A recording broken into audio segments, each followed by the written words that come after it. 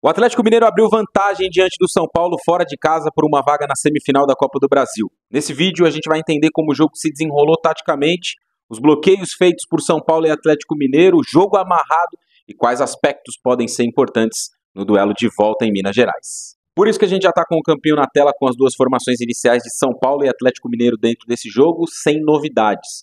São Paulo não tinha o Alan Franco, veio com o Sabino formando a dupla de zaga com o Arboleda. O Sabino, aliás, fez um grande jogo, foi um dos melhores do São Paulo em campo. E no restante do time, a estrutura que a gente tem visto nas últimas semanas.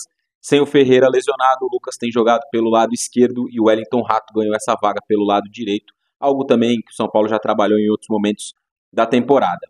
No Atlético Mineiro, sistema com 3 zagueiros mantido com o Saravia como um desses jogadores, o Batalha na sobra e o Júnior Alonso. E aí no meio campo, mudanças importantes. O Alan Franco ganhando uma vaga entre os titulares, já que o Fausto Vera não podia jogar. O Bernat como esse titular na faixa mais central. E o Hulk sendo esse jogador de ataque, retornando também de um período grande de inatividade. Como a gente sabe, conhece, né, do trabalho do Gabriel Milito, o Atlético trabalha com muitos encaixes de marcação individual.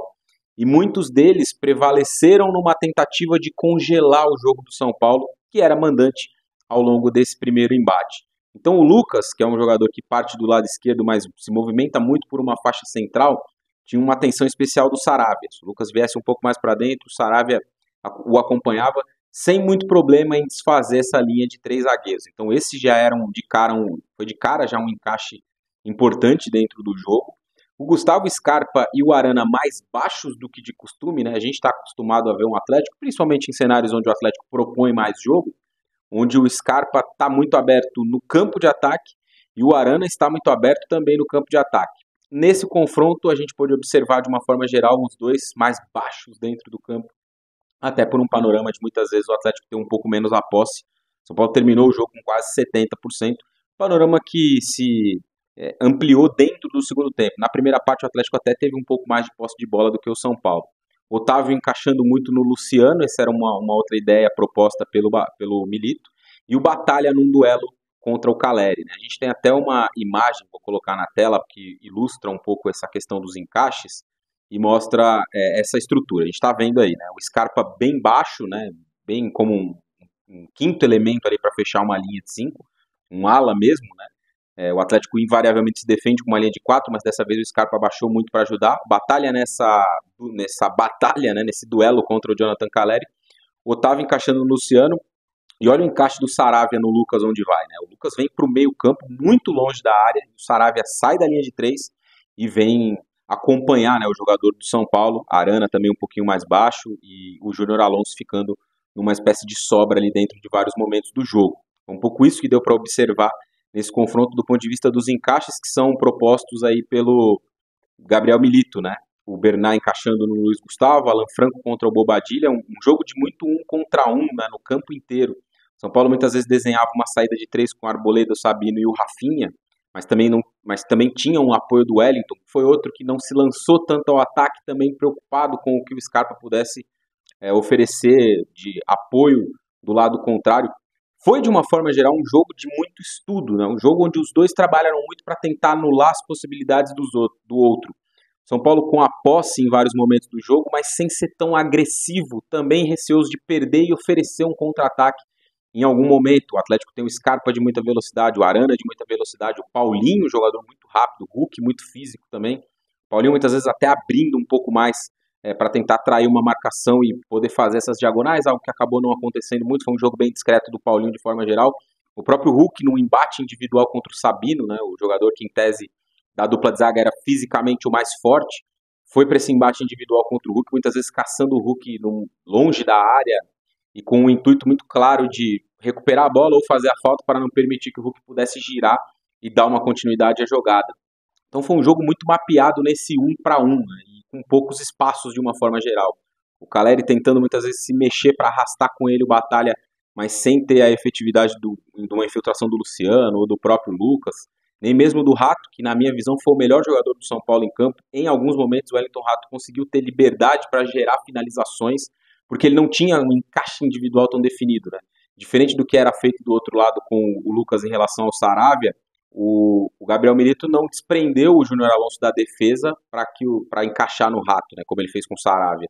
O Júnior Alonso muitas vezes ficava mais numa sobra, né? Se o Caleri arrastasse o Batalha, o Júnior Alonso ficava nessa sobra e o Guilherme Arana tampouco fazia esse encaixe individual no Wellington Rato. Então o jogador de São Paulo que teve mais liberdade em campo foi o Rato.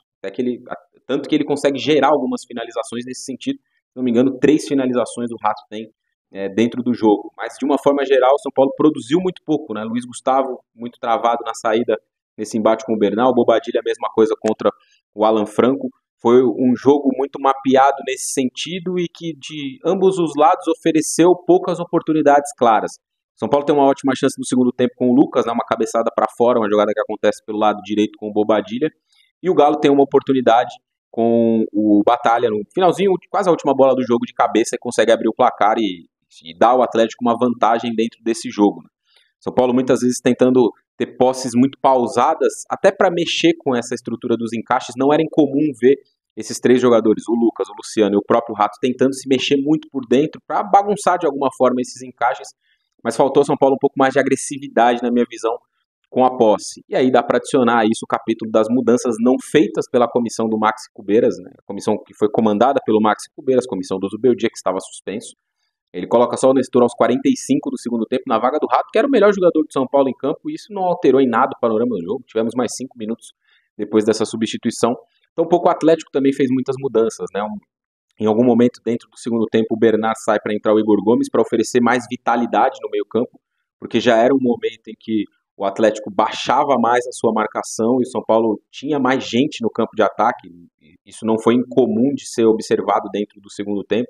Um Atlético jogando mais dentro do seu próprio campo e o São Paulo tendo um pouco mais de proposta, mas com essa ausência de agressividade que eu citei. O jogo pelo lado direito, embora o Rato tenha sido o melhor jogador, né, do São Paulo em campo, partindo desse lado direito, funcionou muito pouco porque o Rafinha não tem essa característica de passagem, né? Ele não é esse jogador mais, até pela idade, muita qualidade de passe, a visão de jogo, o senso do posicionamento está presente sim no jogo do Rafinha, mas sem essa incisividade pelo lado, fez falta nesse sentido para o São Paulo o Igor Vinícius.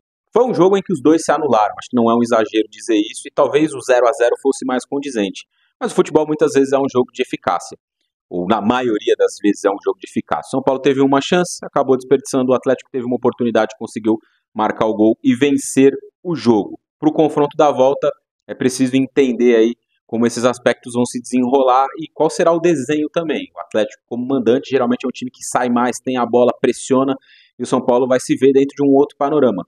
Com as peças que estiveram em campo nessa saída, o São Paulo tem pouca característica de velocidade. Talvez a gente possa ver uma versão diferente do Zubeldia pensando nesse segundo jogo, que deve ser, sem dúvida, uma grande disputa entre São Paulo e Atlético Mineiro por essa vaga na próxima fase da Copa do Brasil.